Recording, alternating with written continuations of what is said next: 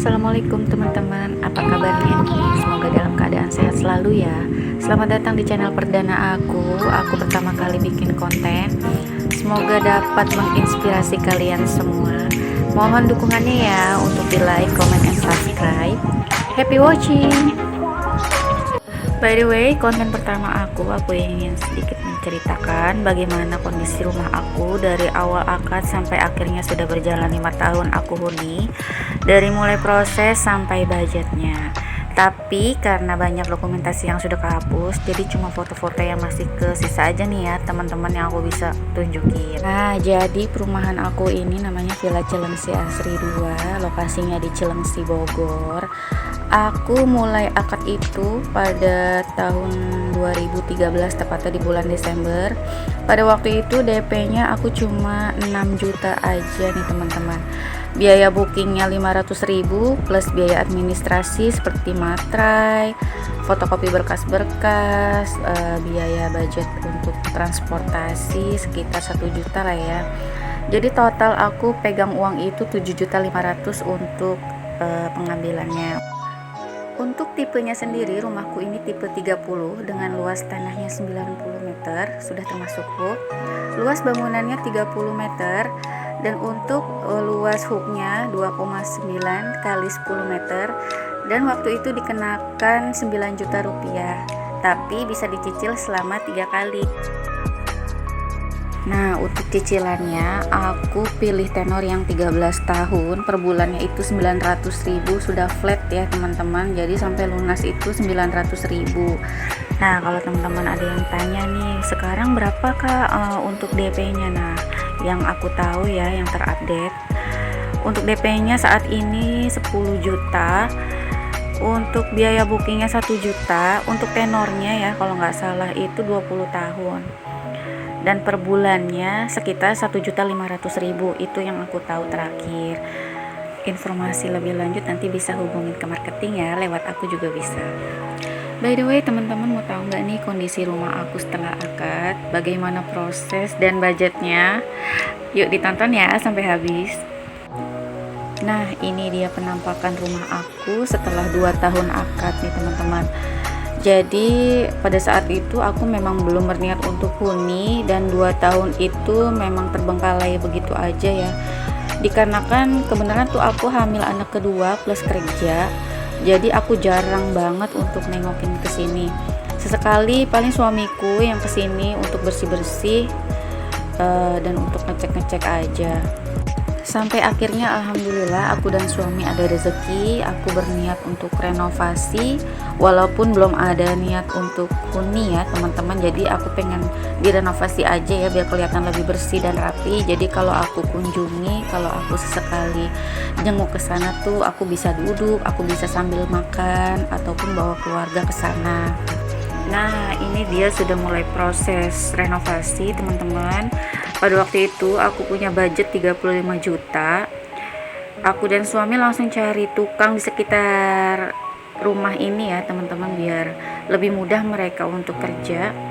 Aku langsung konsultasi sama mereka apa aja yang tercover dengan biaya 35 juta. Dan akhirnya kita deal untuk sistem borongan.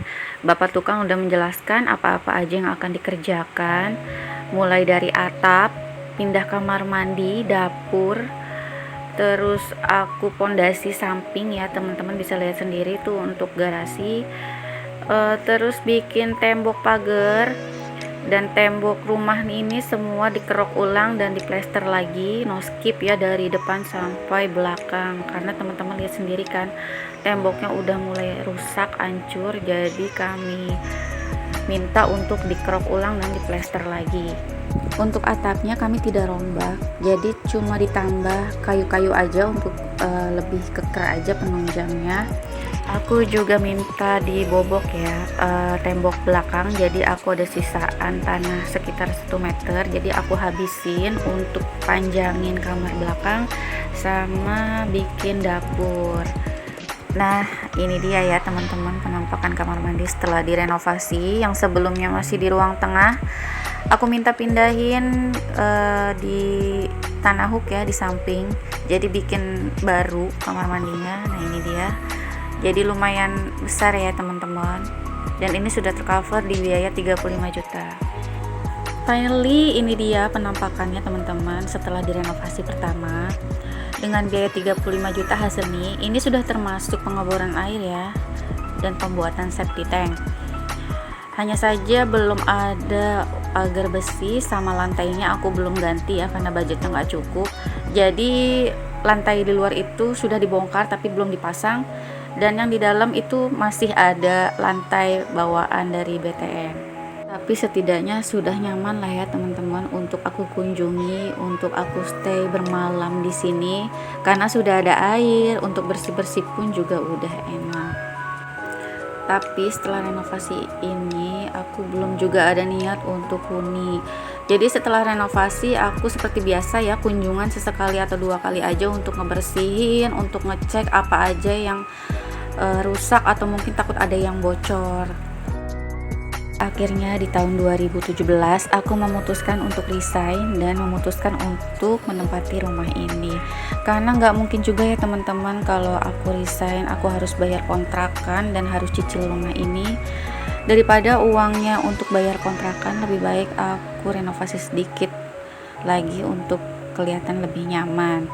By the way, di sini aku budget tidak terlalu banyak, jadi aku hanya finishing aja. Targetku cuma mau ganti keramik, bikin meja dapur, cat atap, sama cat tembok lagi. Jadi renovasi selanjutnya itu emang nggak banyak budget, targetku cuma itu aja. Dan untuk pagar bersih juga belum ada karena budgetnya udah nggak cukup, sama kanopinya juga belum ada, jadi kondisinya tetap terbuka. Nah ini dia, aku udah ganti warnanya, catnya jadi warna krem, semua aku cat termasuk kamar sama dapur juga. Nah ini dia ya teman-teman, penampakan kamar aku setelah direnovasi. Teman-teman bisa lihat sendiri ya, kondisi tembok sebelum direnovasi itu hancur. Aku kerok ulang, aku plester, dan aku ganti keramik sampai aku cat lagi. Hasilnya seperti ini. Next, ini dapur dan kamar mandi aku ya. Alhamdulillah udah siap untuk digunakan. Finally, ini dia kondisi terakhir rumah aku yang siap aku tempati. Looknya seperti ini teman-teman. Alhamdulillah wa syukurillah, akhirnya rumahku bisa ditempati. Teman-teman bisa lihat sendiri perubahannya ya. Dari segala proses dan budgetnya, Masya Allah, aku dikasih rezeki yang cukup menurut aku untuk renovasi rumah ini. Walaupun belum ada kanopi dan pagar besinya, aku tetap bersyukur. Ini dia isi dari rumah aku, perabot yang aku bawa dari kontrakan. Pasti teman-teman juga ngerasain ya, selama ngontrak perabot memang nggak banyak, aku beli cuma yang penting-penting aja karena kontrakannya cuma 3 petak, jadi kelihatan kosong ya teman-teman, cuma ada TV sama bupet. Nah ini untuk kondisi terasnya, halaman aku, jadi belum ada apa-apa, masih polos. Suami aku lagi coba tanam pohon ya, biar sedikit adem karena belum ada kanopi, jadi setiap pagi panasnya tuh ke dalam rumah. Mau nggak mau gordennya tuh aku tutup tiap pagi. Dan kalau hujan, airnya bisa masuk dari bawah pintu, dari lubang pintu.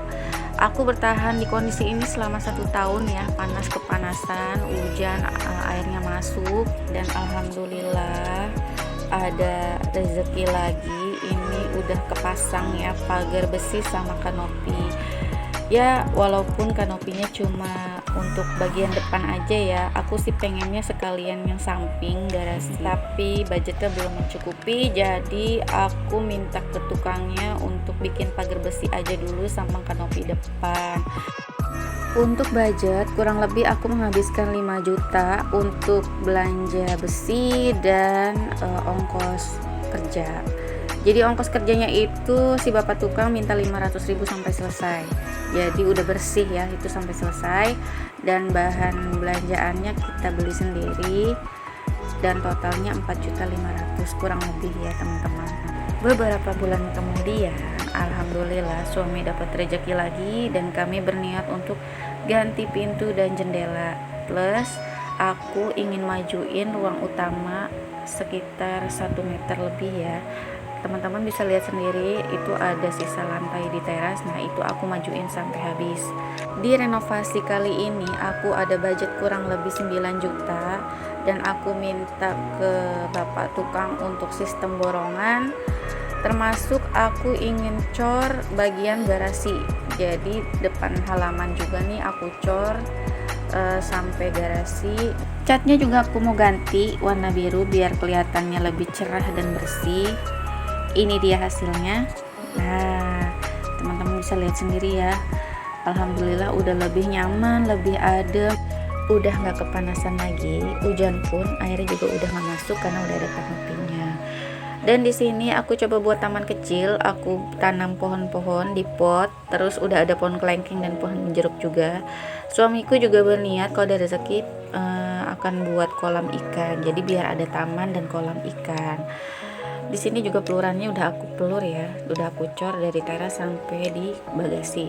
Dan niatnya aku akan cor bagian jalan depan rumah aku. Jadi kebenaran blok aku itu belum dicor jalanannya dari developer. Nggak tahu sampai kapan, jadi aku berniat untuk ngecor sendiri atau pribadi. Nah ini kondisinya jalanan depan rumah aku sebelum dicor ya teman-teman. Ini aku ambil dari Google.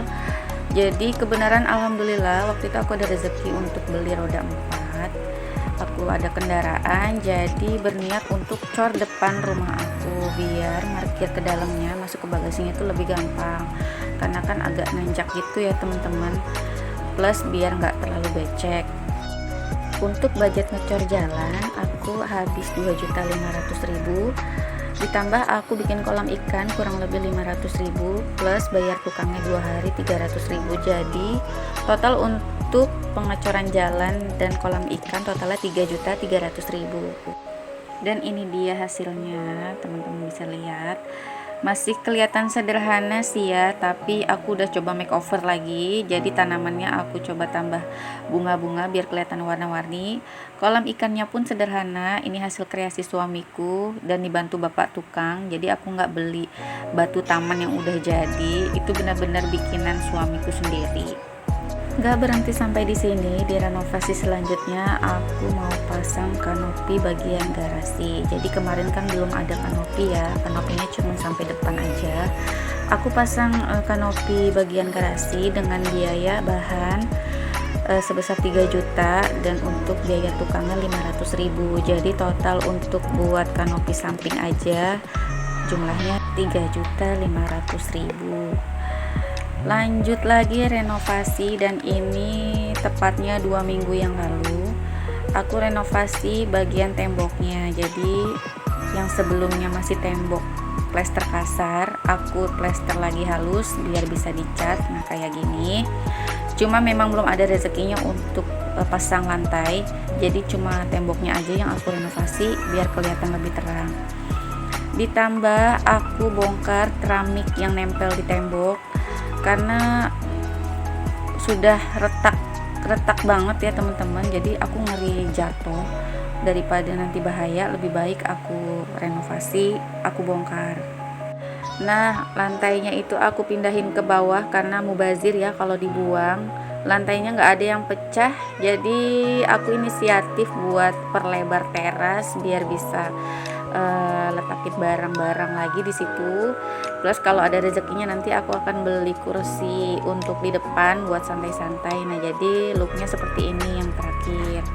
Finally, Masya Allah, Tabarakallah, dengan segala proses panjang renovasi, akhirnya rumah aku sudah nyaman menurut aku dan sudah layak ya ditempati untuk aku berempat.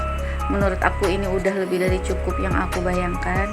Nah buat teman-teman nih yang sedang berjuang ingin memiliki rumah, tetap semangat ya, tetap menabung dan jangan lama-lama berpikirnya, karena untuk mengambil perumahan subsidi itu sangat berpengaruh dengan usia kita. Di atas usia 35 tahun rada sulit untuk di ACC dari bank. Dan jangan lupa ya teman-teman, di setiap niat diselipkan doa dan bersedekah agar niat kita dilancarkan oleh Allah Subhanahu wa taala. By the way, sampai sini dulu konten pertama aku. Mudah-mudahan bermanfaat. Mohon maaf jika masih banyak kekurangan atau banyak pengulangan kata, karena di sini aku benar-benar baru belajar. Mohon dukungannya ya teman-teman, agar aku bisa buat konten yang lebih positif, memberikan tips, berbagi pengalaman. Tidak ada sedikit pun niat aku untuk pamer ataupun ria. Singkat kata, sampai sini. Wassalamualaikum warahmatullahi wabarakatuh.